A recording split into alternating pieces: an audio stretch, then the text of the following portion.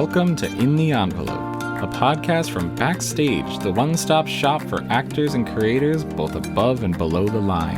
I am your host, Vinnie Mancuso, Backstage Senior Editor and Professional Entertainment Obsessive. I'll be your guide through every corner of the creative industry with the help of some of your favorite stars. Here you'll find intimate, in-depth talks with today's most award-worthy names in film, television, and theater. Along the way, we'll get advice on living your best creative life, relatable stories of the highest highs and lowest lows, and maybe, just maybe, a rare peek in the envelope.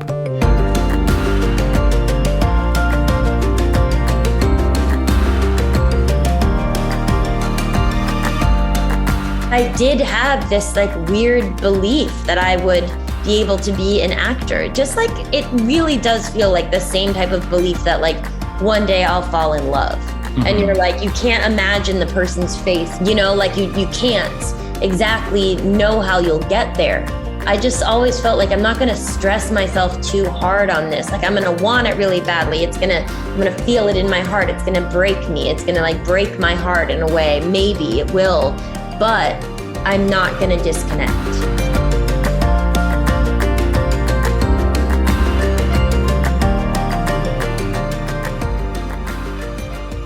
Hello, everybody. Welcome to another episode of In the Envelope, the Actors Podcast. I am your host, Vinnie Mancuso, and what I can offer you today is an episode of this podcast that is very, very nice. It is the audio version of a very pleasant hug, because we are, of course, joined today by comedian, author, actor, Jenny Slate. And she is here, of course, to talk about Marcel the Shell with Shoes On, one of the softest, most pleasant films in a long, long time. It is about a very small shell with very big feelings. It is wonderful. But because we are who we are here at Backstage, we did talk about a lot more than just the movie, pleasant as it is. We talked about Jenny's whole journey. We talked about finding strength in stand-up comedy. We talked about creating art for yourself. We talked about falling in love, both with acting and outside of it. We talked about a lot. It is truly, truly wonderful. So let's get right into it. Here is Jenny Slate. This podcast is, of course, brought to you by Backstage, the #1 source for actors looking to get cast. That is probably you. If you're listening to In the Envelope, there's a pretty good chance you're an actor searching for your next gig. Friends, wonderful listeners, I've got some good news. Backstage is offering 30 days free just for you, our In the Envelope audience. 30 days, totally free. I'm a podcast host. I don't do math, but I do know 30 days for $0 is a pretty good deal. All you gotta do is head over to backstage.com/subscribe and enter the code word envelope at checkout, and boom, you have access to thousands of casting notices posted and updated every day. It's all totally filterable. Are you bilingual? Can you dance? Can you juggle? There's probably a gig in there for you somewhere. Just upload a headshot, start applying, and get that dream going. A lot can happen in 30 days, trust me, but first, you gotta subscribe. Get to it.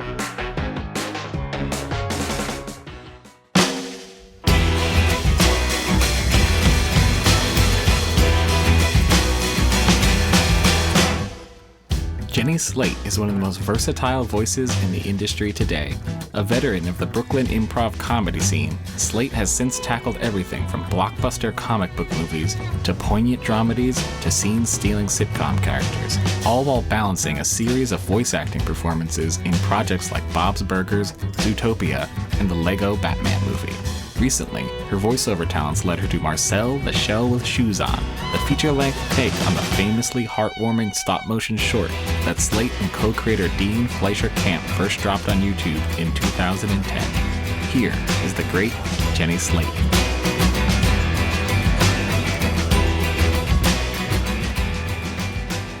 Hello, Jenny. How's it going?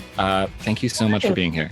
Thanks for having me. Of course. I'm so happy to have you here, and I'm so happy to have you here talking specifically about Marcel the Shell, a movie I saw last night and made me weep uncontrollably for all 90 minutes of the film. It's just a beautiful, beautiful little film. Thank you for saying that. I'm sorry that you wept, but I hope it felt good.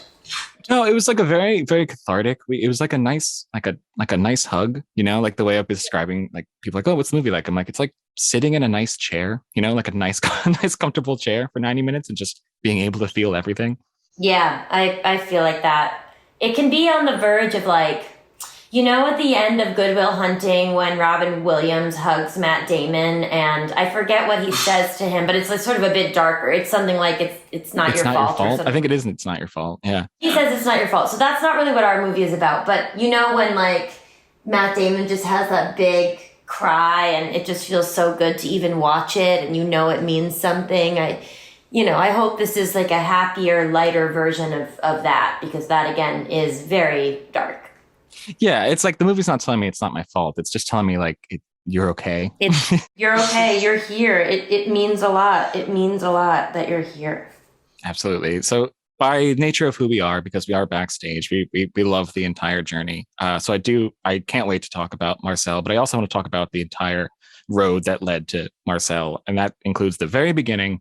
Do you yourself have what you consider a sort of actor performer origin story, something you remember, some performance you saw, something where you thought, oh, that is absolutely something I would like to do? Maybe not one that sticks out, but I mean, it was sort of like every time I would see actors, I would know that I was supposed to be doing that, or not that I was supposed to be. I don't think there's never been that sort of, I don't, feel entitled to what I do at all. I just feel a deep desire for it. And I think, the first thing I can remember, like, wanting to be a part of, I guess, was Sesame Street. But as an adult, like, I wanted to be like Maria and Susan, and I wanted to be like that. And then seeing Pee-wee on Pee-wee's Playhouse, I really related to him. And I felt like I would be a person that would have a lot of fun being one of the performers on the show. And then there were other things, like, I loved Judy Garland. Like so many performers love Judy Garland, and because you could just see how she came from vaudeville. You could see her training and her work ethic and how she had grown up in the business, and she just was a Hollywood original, and I loved Meet Me in St. Louis growing up, and that still is one of my favorite movies. But I just watched that movie over and over and over and over and over again. And also The Wizard of Oz. And I was sort of unable to separate the journey that Dorothy goes on in The Wizard of Oz from what I thought it meant to be an actor, like that it would take some sort of magic and that you would be yourself, but like in a dimension that you knew existed, but you didn't know how to get to, and that you would have to like believe in a lot of unbelievable or hard to believe things, improbable things in order to get there. But also like I loved Carol Burnett in Annie. Mm-hmm. I always felt like that performance had so many layers to it. And as a child, I was really frightened by it. And I also I loved it. And I loved Madeline Kahn in Clue. I remember as a little girl, like really loving that. And then my parents realizing that I loved her and showing me her other work. Yeah, there was a lot. But also like, Tom Cruise, like watching Tom Cruise in like Risky Business, I just loved it. I do think that like I was drawn to our movie stars, not because I thought they were famous and rich, but because they do have charisma. Like Tom Cruise has only what Tom Cruise can have. And like same for Michelle Pfeiffer and for Whoopi Goldberg, especially Whoopi Goldberg in Ghost, like I just wanted to be where they were so badly, like heartache. I wanted to be where they were. I kind of love how it's just, a hodgepodge of wanting to be where those people are. And it kind of reminds me, you have this really lovely line in your book of essays. I think it's in the introduction where you say, we both know quite well that it is risky to reveal oneself, but I am compelled to do it. Is that sort of that compulsion to perform? Is that how much of that is drives you since the beginning, and how much of that still drives you through each project? Oh, I think it's always been it's been the wind in my sails, to use that expression. I think it's, because you can say like it drives you, and it sort of means like you can't control it or you don't know where it comes from. But at this point, like, I really do think that it is like, it comes from like that one little bit of yourself that you just can't control. Like, it's not nature or nurture, or I guess it's nature, but like somewhere in between, it's like, if you believe in having a spirit or a soul, it's maybe in there. And I just know what it is now. I think of it as part of myself. And so now I sort of try to like respectfully serve it because, yeah, I do think I'm one of these people who wants to be acting like until I'm very, very old. I don't want to be like an actor that like retires from, I don't understand retiring from acting for myself. That seems like it would be like retiring from having a meal or retiring from, being able to go swimming or something. I love that you sort of acknowledge the risk involved, because it is, I talk to, because of this, I talk to a lot of actors, and one of the most interesting through lines I find is their sense of having a bit of stage fright or having a bit of trepidation before each performance. And I'm wondering how you see the correlation between, having that compulsion to perform, but also there's a part of you that is tentative about it, part of you, but it's the same part of you that needs to fulfill that compulsion.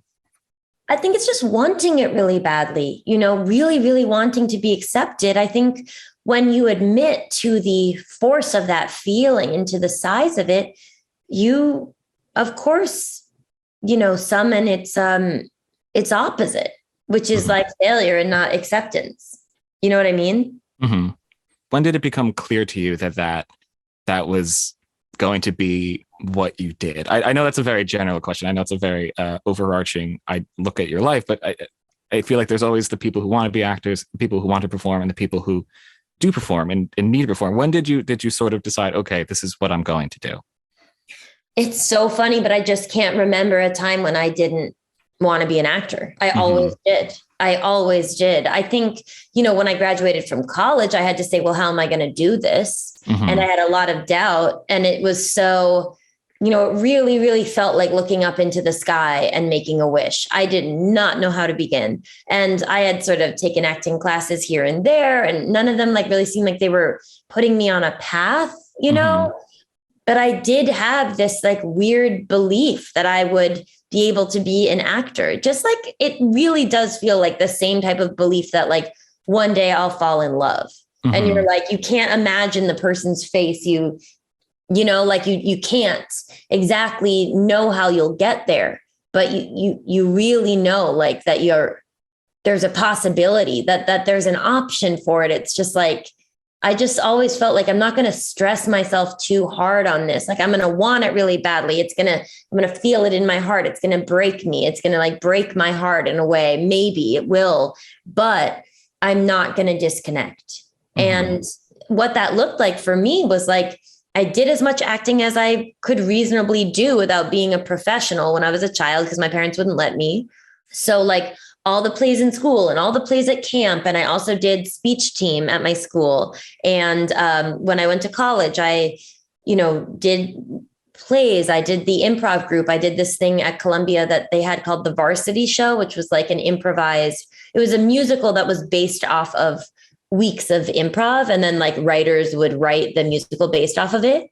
And then when I graduated from Columbia, I started doing stand-up because that was like, it was like the only way I could feel powerful. I couldn't figure out any other way. I just couldn't figure it out. I couldn't delineate myself from other people in like huge auditions where there would be like 1 billion people in the room. I didn't thrive at all. Doing stand-up was how I decided to try to become an actor. And like a lot of that really is just like being visible, having literally anyone be like, I am aware of this person who exists. And like at that time, there were people circulating in the comedy shows, of course, like trying to find comedians to do comedic acting work. I was aware of that, but mostly I just wanted to be in a community. I think that's like that can be the hardest part for actors who are starting out, is like, they just don't know who to be with socially. And sort of how did the idea of, because I don't get the sense that, specifically voice acting was the goal, but was it an interest for you? How did that get folded into this kind of journey of discovering your place as an actor? When did you start playing around with voices and thinking of that as an extension of you as an artist? As a kid, I always did lots of voices, and I thought people who did voices were really funny, and I loved SNL, and I loved like Steve Martin, and I loved comedians that could play characters. Like I just thought Martin Short, and still think Martin Short is like the funniest person ever. And I always would do that, to make people laugh, do different voices and prank call my grandfather. He always loved it when I would do different voices and call him up and he would humor me. And I really, really loved that. And then it was a way that I really felt successful and powerful and like I was doing something on purpose from the start, like at camp doing skits and doing voices. I did feel kind of like I can do it, like I felt pretty dexterous. And I also knew it was something you had to do if you wanted to be on SNL. And I always wanted to be on SNL. So and I look back on it now and I'm like, oh, I was like telling myself, I was training myself. I was like priming myself for if I ever even get the chance, just acting as if I really was doing that. And then, at my first voiceover job, I was surprised that I got it. I believe it was the movie, The Lorax. Mm-hmm. It was offered to me. I didn't audition for it. And it was after my first year on SNL. And I just, I was shocked that I got that part. And I really made a meal out of it. I've got to say, I really liked it. And I liked all the people I worked with, the people at Illumination. I just liked it a lot, but I always thought it was something that you only got to do if you were like really, really, really, really successful. So I was shocked to be able to be doing it like kind of in the first real year of my career beginning. And then, once I realized how much I liked it, I just kept asking my agents, to find opportunities for me. And I've been really, really fortunate in that way. It's interesting that you sort of weren't expecting to get that Lorax role. Were you also sort of learning the process while doing the process? Was it a sort of, learning as you go scenario at that point?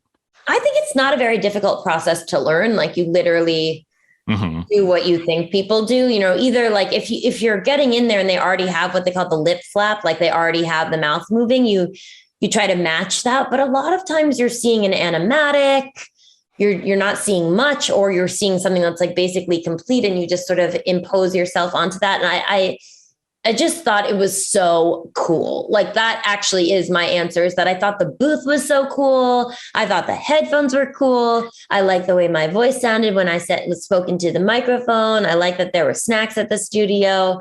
I liked watching the engineers press all the buttons.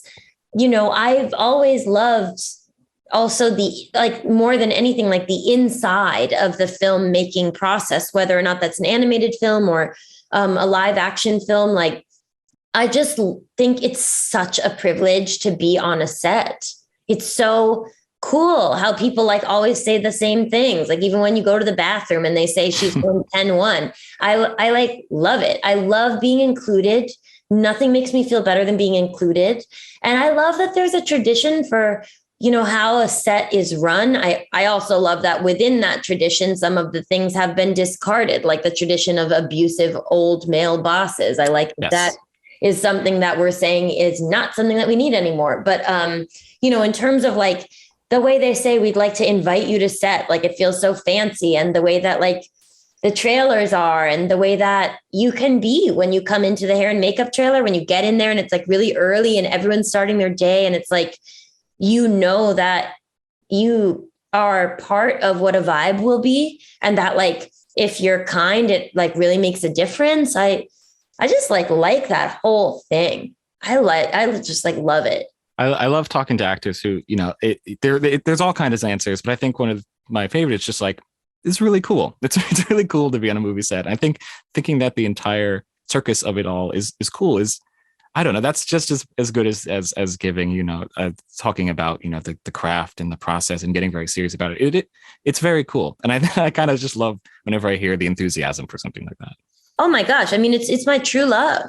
other than my husband and my baby. Like this is actually one of the weirdest times in my life ever, because like for me, it was always like acting is my true love. And then hopefully like I can fall in love also with a human.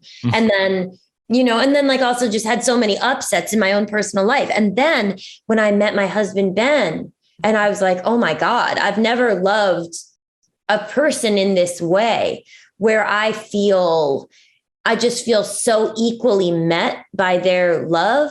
Like I always felt like when I would get an acting job and I would be on a set, that the set felt like a living organism that loved me as much as I loved it. And I felt harmony and I felt at peace to be there. And now it's like the first time, especially having my daughter, where I'm like, whoa, it's made me be actually weirdly more relaxed about like my own career or whatever, or the progress of it, or whether or not I'll be able to keep going. Cause I think that's always, I don't know, maybe some really, really, really famous actors or successful actors don't wonder, will I get another job? But I always teeter totter on this thing that's like, of course I'll get another job, but will I, I'm not exactly sure. And I still experience a lot of rejection, like I'm not out of that. I hope I never get out of that. Actually, like I have enough wins, meaning like I've gotten the part enough times that I feel like I'll get more parts, but I get enough rejection that I still feel the probability, like the energy of probability and the cool, scary propulsion that is hope. That's so interesting to hear, because it's, I always wonder that about, the sort of acting as career, that weird in between period where I have to assume, you're coming off the high of the job, and then there's that sort of pivot into what's the next job, what comes next. And I've always wondered, about navigating that at any stage of success, from, when you're booking your first job or when you've booked years of jobs, but you're still kind of like, okay, but what's the next thing? Yeah, it's a real waveform for me. And also, I mean, it's like it depends on what your goal is. Like I want to, I want to make my career, like I want to be able to be a person that earns, a living. I want to be able to like renovate my kitchen, for example, and like actually have my life and stuff, like pay for my childcare, things like that. Of course I want that.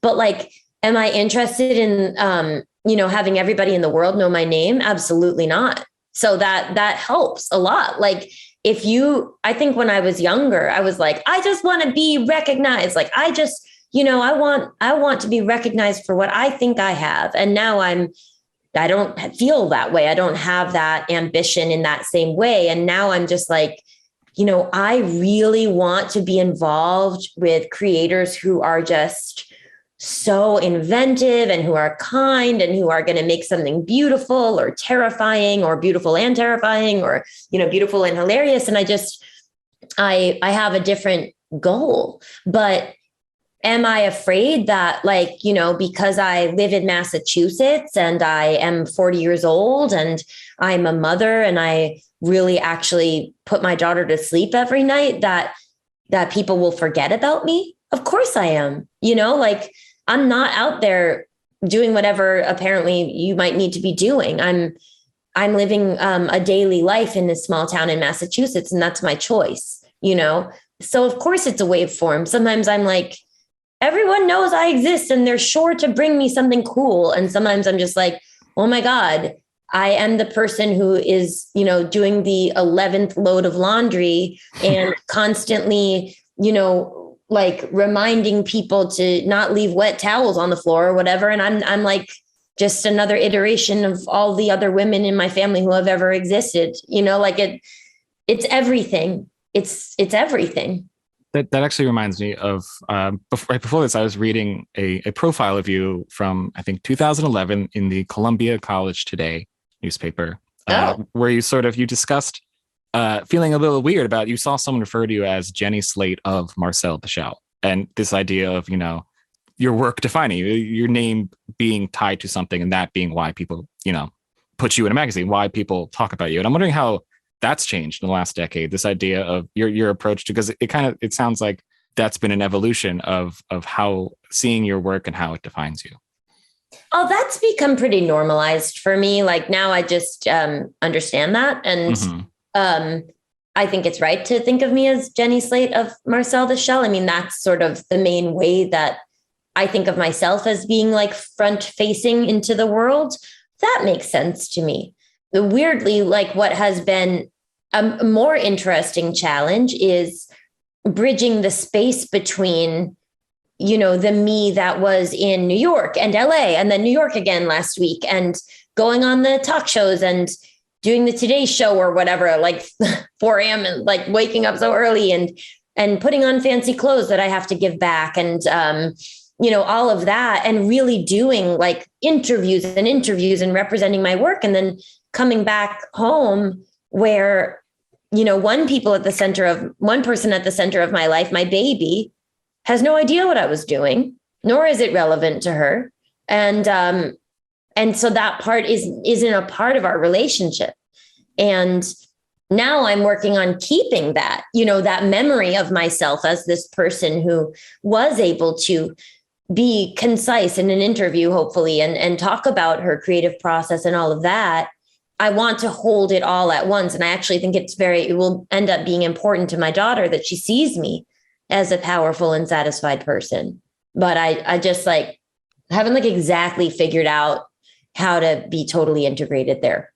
That's interesting, especially interesting because you're the reason we're here to talk today is that you are returning to a character that is from a very different part of your life. It's very interesting that you're now embodying that character again. So I do want to talk a little bit about making that first short film. I believe you found the voice of Marcel in a very specific scenario. You were in a hotel room feeling a bit cramped, and that voice just sort of came out of that environment. And it was just sort of your way of expressing feeling small and feeling a little bit smaller than you actually are. Yes, that's correct.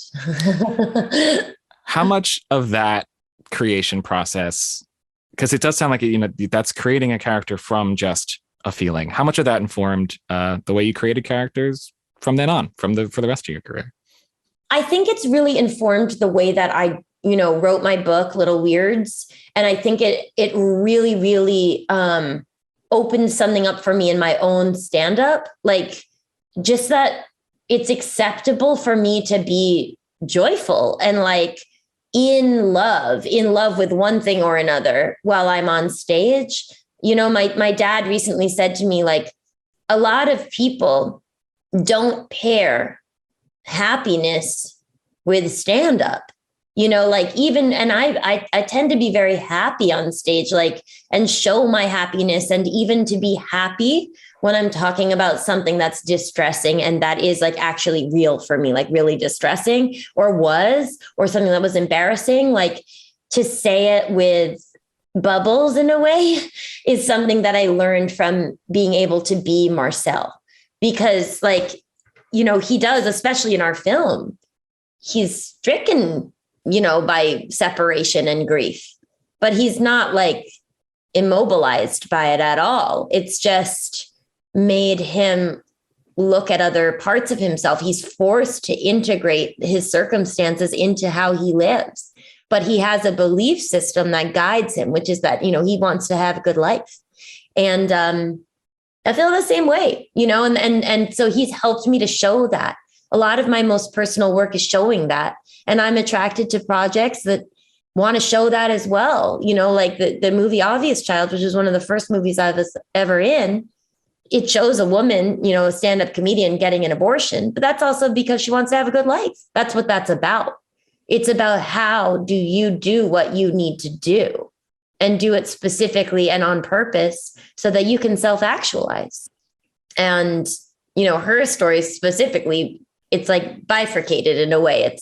It's the story of her own, just like reproductive decision-making, reproductive freedom, which now, by the way, has been completely contorted and struck down. You know, that movie wouldn't be made today with the same like casual, you know, our whole thing was like people get abortions every day. They get safe, legal abortions. And we wouldn't be able to say that the way that we did now. But anyway, there's that. But then the other part of it, which ends up being more long-standing than the moment where she gets an abortion. But the thing that actually really matters is her learning how to be honest, and her learning how to be relationally connected, and then how she uses that to self-actualize as a stand-up. That's what she goes through, and that's what we show. And I love playing that character for that reason, for that like beautiful emergence that happens for her at the end.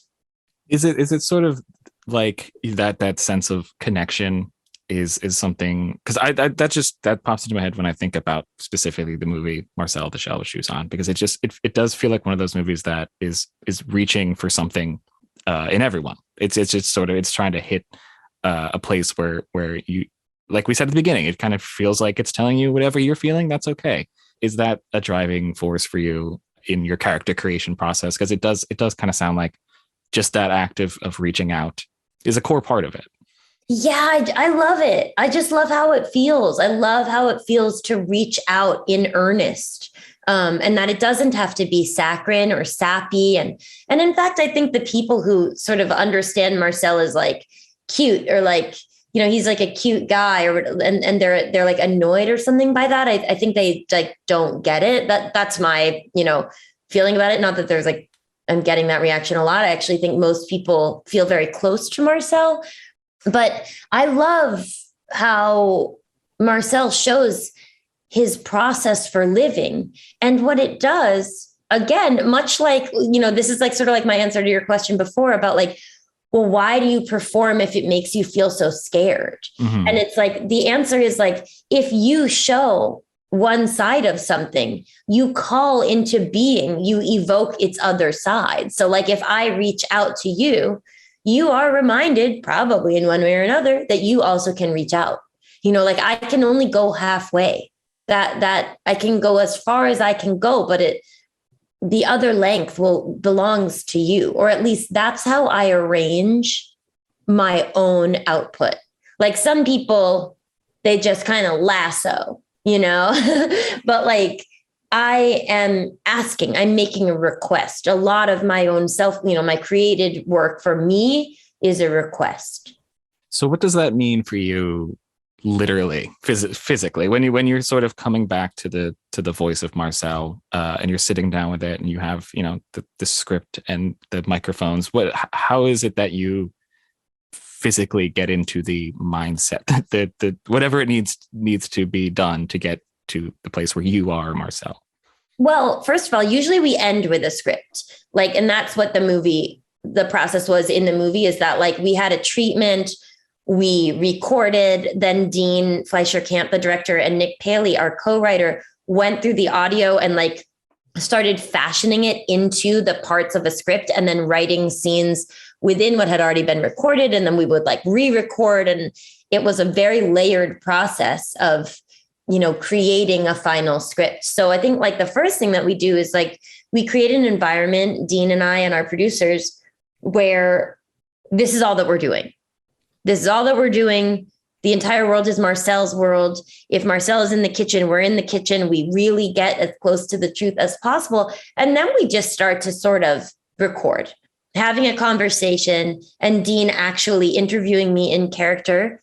It's pretty easy for me to slip into Marcel. Like when I try to explain it, I sort of always like mess it up. But, you know, if I wrote the treatment with Dean, for example, for our movie, so I knew what that was. And I know just enough to know Marcel's personality and his circumstances. And then, you know, to be able to improvise the start of the conversation, I don't know. That's how we do it. And also I need to like stick my finger in my ear, because Marcel's voice actually is really quiet and I'm not able to amplify it at all vocally. Like there are a couple times when he yells, but it's a very, very small voice. I have to assume that's not the norm for voice acting. I feel like that might be right. A different process. Does that affect the way you see Marcel as a character, as opposed to, you know, you're in a studio, all the mics are set up? Does that change or affect or inform the way that Marcel exists to you as opposed to any other voice acting characters you've played? I think so, because I think that like Marcel is created in a different world. And so he is different. And I know that, he's not sleek. It's not a sleek set. The Marcel Experience is really homemade. We had sweatbands with microphones taped to the center of them, and they went right in the center of our forehead because that's how we figured out we could get like the best sound. And, so you're like wearing a weird outfit and you're like you're not in a controlled environment. The only reason why the environment is controlled is because all of the people you're with have decided you're all playing the same game. It's completely different than being in like a sleek booth at Disney, which also has its own perks and is very, very fun. I really, really like that too. But, Marcel, the whole thing is that even though he's not really real, everything about him is a piece of realness. I love that. I'm sorry. I was just kind of sitting with that because that's really lovely. And it's something that you can kind of, it does feel like in watching the movie and in hearing you talk about it, it just feels like I could ask you about the process all day, but it does kind of feel like a natural part of you. It almost feels like the process is revealing that. Yeah, for sure. Do you have any sort of, this is just, general voice acting advice. Do you have a warm-up process? Is there anything that you do to prefer before recording, during recording? Is there any voice safety tips? I have to assume that Marcel was recorded over many, many, many hours. What's that process like for you maintaining that? Yeah, it's easy to stay in character, but after a while, like just like doing a day of interviews, like talking in my normal voice, my throat just gets tired. I mean, I do all the stuff that other people do. I drink throat coat tea. I like try not to have like a heavy lunch or a lunch that's like dairy centric. I go with I love like a clear broth, that kind of thing. And also just for my energy levels, like on set, I've always found that having like a big lunch is really going to slow me down or make me sleepy. But yeah, a lot of lozenges, a ton of water, a lot of like hot water with honey. And I try to get a lot of rest. It's not very interesting, but those are the things that I do. Yeah, I mean, a lot of the acting process is that sort of not interesting day-to-day things on set, but it's all part of it. It's all part of it. Yeah. Before I let you go, and again, I can't thank you enough for being here. I did want to ask one last piece of advice, because there are probably many, many people who listen to this podcast, specifically the Backstage podcast, who are, toiling away at their small project, their small personal project, their original Marcel the Shell short film. So I was wondering, as someone who's gone through that, as someone who watched their short film sort of go viral, what is the advice that you would give to those people that would sort of get them to the finish line, to get them to finish the script, to finish the short, to finish their small little personal project? I mean, I guess I would say that what works best for me is when what I create pleases or feeds, satisfies an appetite for what I actually like. Maybe this sounds cliche, but like there are so many little nuanced ways where you can start to just change the shape of what you're doing because you think it might be more acceptable, or might have like a better chance. And sometimes, like, I don't know, when things are large scale, like, I don't know, if you're making, a huge studio film and you're the writer of that, like maybe you do need to do that because it is, you're talking about like a thing that is like a global thingy. But if it is your small, like, and by small, I mean personal, like that's what I would not say small, but I would say, you got a tight budget and you have a great wealth of person in there. It sounds so stupid, but like satisfy yourself first. That's the things about my comedy, about my writing, about Marcel. Those are the things that I love the most, is that I'm like, if I were reading a book, I'd want to read a book like mine. If I were making if I really could create a character for myself where I would feel so comfortable and I wouldn't be like down on myself for any reason, I would create Marcel. I don't necessarily always feel that great in my physical body. Like sometimes I don't like how I look or whatever, and I'm uncomfortable in my wardrobe, and being Marcel eliminates that. like, I don't really feel like those feelings are worth much for me, except for building personal strength so I can get over them eventually. And I'm not there yet. So what can I do right now to feel good? I co-create Marcel. And same with stand-up. It's like, what do you like? What do you like? That is the central question. What are you like and what do you like? And feed that with such sweetness. That's what I have done, at least. And I'm lucky that it worked. But, it was all pretty haphazard. I love that. And yeah, the project might be small to the world, but it should be big to you. All the projects that you care about are big. Yeah. Jenny, thank you so much for doing this. And again, I cannot tell the listeners enough. Marcel the Shell, which she was on, it was a wonderful, cathartic 90-minute experience for me. And I very much appreciate it. Thank you so much for being here. Oh, thank you. Thanks for having me. This was really, really fun. And I actually found out a lot about myself while I was talking to you. I don't often get the chance to just lay stuff out, and it is very useful for me too. That's the goal. That's what we want. That's what we want. Cool. Awesome. Thank you. Thanks. Bye-bye. Thanks, as always, to our brilliant producer, Jamie Muffett, and to the whole team at Backstage. Samantha Sherlock, Mark Stinson, Caitlin Watkins, and of course, Kasey Howe. Visit Backstage.com, and don't forget, you can subscribe to Backstage with code ENVELOPE at checkout for a free trial. 100% free, you simply cannot beat that. For more exclusive content, find us on Facebook and Twitter at In The Envelope, and subscribe, share, and leave a comment. Who should we interview next? Let us know. Thanks for tuning in. We'll see you next time for another peek in the envelope.